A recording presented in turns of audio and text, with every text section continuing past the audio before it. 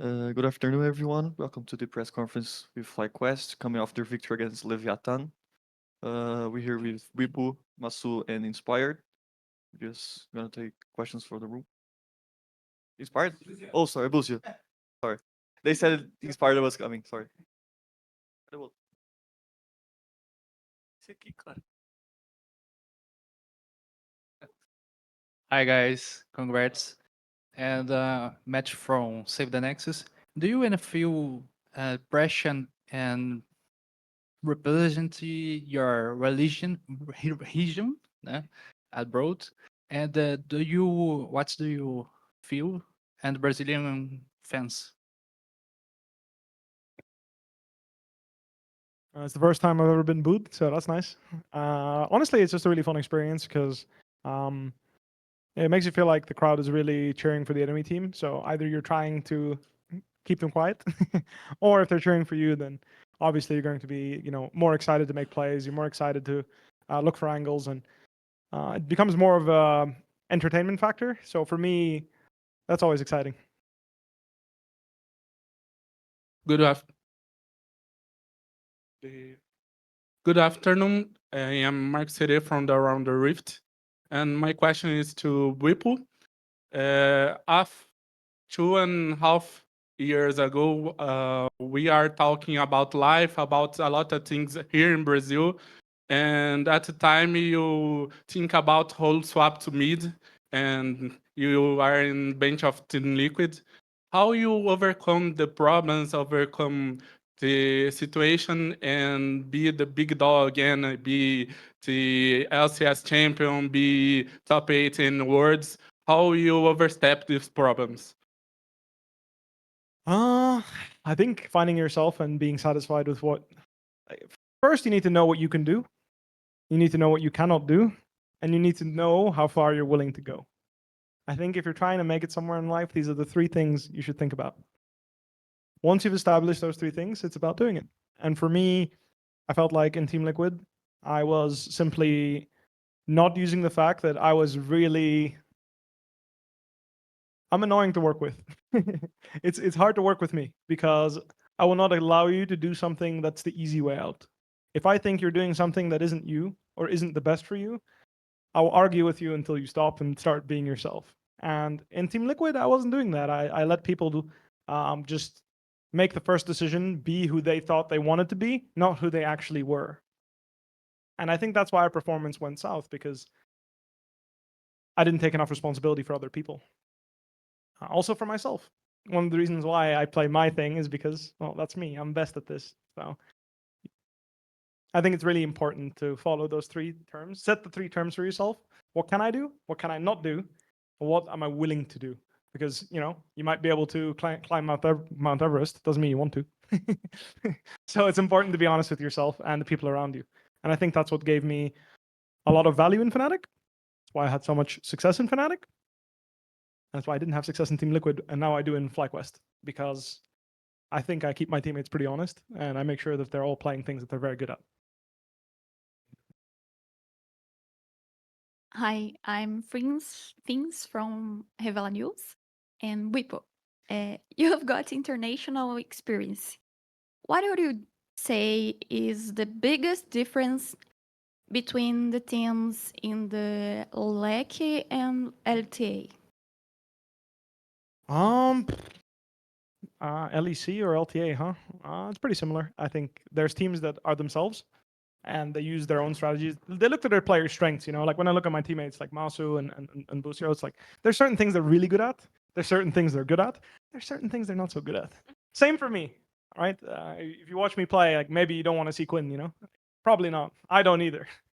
And when Worlds rolls around, international events roll around, people are like, oh, all the Asians are playing Quinn. I should play Quinn too. Should you? And I think that's the question people aren't asking. I think you should find ways to play into Quinn and kind of play to your own strengths. Like, for example, should I be blind picking Jay? Should I be blind picking Ambessa? Or should I find champions that are very good into those champions and use those into them? Well, you know my answer. And it seems to work pretty well. Even internationally, this is what I've always done. I think this is the biggest difference with LEC teams, LTA teams. they're the same. They all like look at Asia and they're like, let's play that. Maybe you shouldn't. Hello, I'm Thais from esports. My question goes to anyone who wants to answer. And Bwipo spoke on a pros podcast that he feels that the biggest strength for 100 Thieves it's all the 5 players fighting together. And a lot of people think that FlyQuest is one of the biggest teams from the LTA North, but 100 Thieves came as Seed 1. How you guys will show your strength to beat them?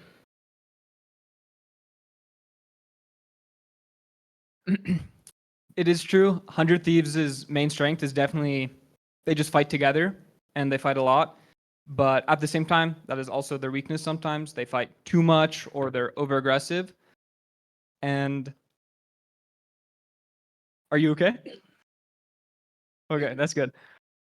And yeah, we were not first seed, they were first seed, but I do believe we're the better team, and as long as we're playing together, we should win.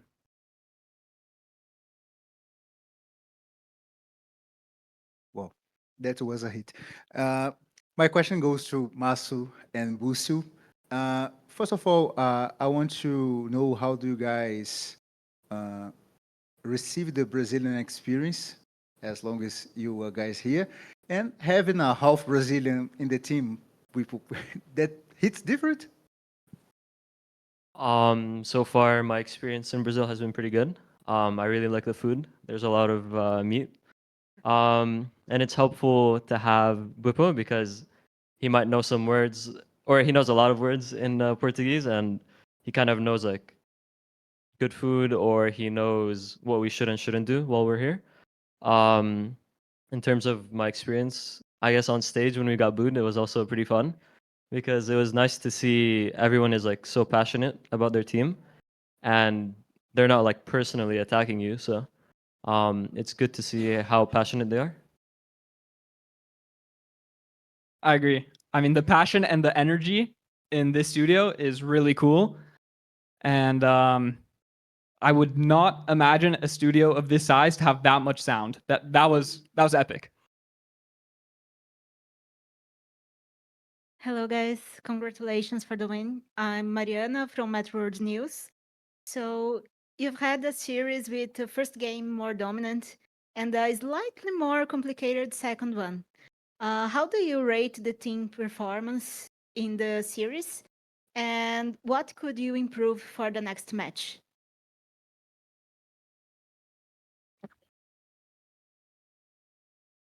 I think the second game we had a little bit of lane swap complication. I was a bit further behind than we should have been. It was a good response for the enemy team. I think that we did a good job of getting a lead top lane though, and or on the bot lane. I just think I got a bit too excited sometimes. Our composition was very much needing me to be patient, and sometimes I committed a bit too hard, and I kind of got caught out. So I think the second game was more complicated because I died like 5 or 4 times. I think if I avoid those, it should be fine game, but I think for the most part, I think we wanted to prove everyone, including ourselves, that we could play a slow and controlled game. And even when we made mistakes, we would dial it back, focus on our win condition, and still play through that. So I think I'm very proud of my teammates today that we were able to do that because, yeah, our practice was a bit of a mess sometimes. Next question, Pedro Romero. Hello, guys. Can you guys hear me? All right, perfect. Thank you so much. Well, first off, congrats on the victory over Leviatan today. Well deserved. I got a question for mostly the 3 of you guys. If you guys are answering, I understand that throughout this press conferences, you guys been covering the progression of this team. From last year up until this year. I want to pinpoint exactly onto from the end of like LTA North Split one playoffs, all that stuff, to right now. Given that you guys had to fly over to Brazil, have a quick turnaround, and having to get settled over there in a new environment. What do you feel has been the biggest challenge in having to maintain the same level of form while also trying to deal with the other teams that are taking part in this competition? And again, this goes out to all 3 of you guys, or anyone who would like to answer. Hello. Yeah, definitely like one thing is adjusting. It was a pretty quick turnaround, as you said, and everybody has to adjust to jet lag, get into the routine again, just be ready to practice here because we'll still be here for more time.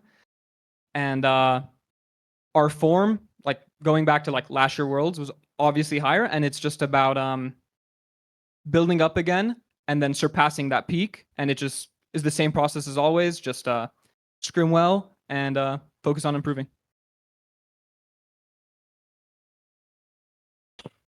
Next question from Ian Teixeira from Mais Esports for Bwipo. He says, you mentioned your Brazilian roots in the past, and today was your first time playing here. The community here has great admiration for you. Do you think there's a chance you could represent a Brazilian organization at some point in your career? I've thought about that a lot actually, and I think I would want to represent it as a coaching member, a head coach. I don't think I'd want to play because I think what the region really needs is a strong hand.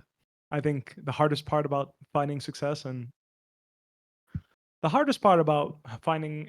internationally and playing on a really high level is realizing it's not that different from what you guys are doing. I think a lot of people try to find miracles. Miracles don't happen because you want them to happen. They happen because you practice the same things you do every single day. Why can a Brazilian footballer compete with a Belgian footballer? It's because they practice hard. They do the same things every day. They're better because they know if you do the same thing every day that all the other professionals do, that's what's going to make you the best in the world. I think a lot of people, when it comes to league, they don't digest what the best players in the world do. But if you actually just look at a point of view from like Faker, from like Canyon, well, Faker's a bad example because he looks at everyone. But if you look at Canyon's point of view when he's jungling, he holds spacebar during his full clear, and he just efficiently clears, and he plays a very steady game. Nothing crazy happens. He makes smart decisions over and over again, and then he connects with his teammates. And what I'm trying to say is, there's not enough focus on doing that for a whole 25 minutes. People do it for the first 14 minutes. They lane well, right? Like, for example, today, like, I'm playing against Zothvi, I think it is. He's playing Gnar. He's laning well. He's laning well. He's laning well. He's laning well. He's laning well. Laning phase ends, and suddenly I'm just like, why is he doing this? And the answer is because people think you have to do more, because sometimes the best players in the world do more. But when that happens, it's because out of a demand. The game is losing. It's in a bad spot. You have to do something. A lot of the time recognizing that, hey, what you're doing is great. Keep it up. Don't overplay. I think that's a very fine line to dance. And I think that having someone with a lot of experience and that is well respected teach these to the players is really important.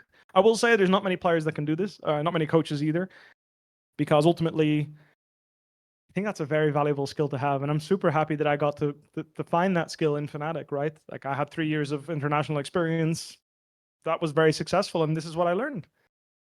What did we do those 3 years? Did we do anything crazy? No, we picked scaling champions, all laned well, and then we team fought. That's it. Like, there was nothing that Fnatic did in those years that made us special or unique. We had a formula. We practiced it really hard, and we made people play our game. And that's why if I were to work in Brazil, I would want to be a staff member, because I want to have the control over all my players and tell them, right here, you don't need to do that. Stop doing that. Because a lot of the mistakes people make are just a matter of, hey, why are you doing this? Like, you don't need to do this. Why do you feel the need to do that? I think that's the biggest mistake people make. I am super victim to this. Like, I am always doing too much. So that's why I know very well. Next question, Cloud. Can you guys hear me? Yep. So my question's to Busio. How would you judge so far the level of the Southern teams, and would you stream your scrims with them? I was pleasantly surprised by our practice quality with the LTA Southern teams. They are pretty good, and I enjoy practicing against them. And of course, we'd be down to stream scrims. I just don't know if we have the facilities and the setup for it right now. But of course, it's always a good time.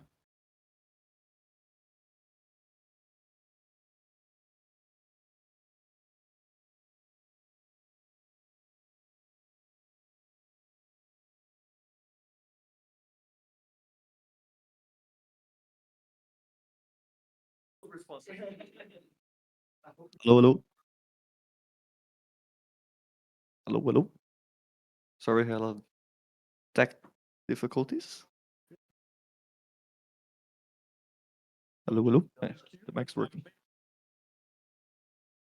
A última pergunta ainda, hein? I guess we're back. Last questions from Igal from Lag TV. Sure am. Can you hear me, guys? Yep. Okay, cool. For first of all, congratulations for this match that you had. The first day, we have two teams from North America passing to the second stage, to semifinals. What are the expectations for the next match against 100 Chiefs? And if that expectations are in sight about how the North American gaming style is about or above the South American way to play? To any of you. Sorry, what was the second part of the question? How it feels about having the match against one North American team, in this case 100 Thieves, and how it feels to play in another way that you should play in North America against the southern teams. It'll be exciting to play against 100 Thieves. I think they've been ramping up in the LTA North, and you know, they're a unique team. I think they have a very make or break style, so they can win the whole game on one play or lose the whole game. So it'll be fun playing against them. Okay, that's it. That was Thank you all so the much. questions. Thank you so much, guys, and see you next week. Thank you guys.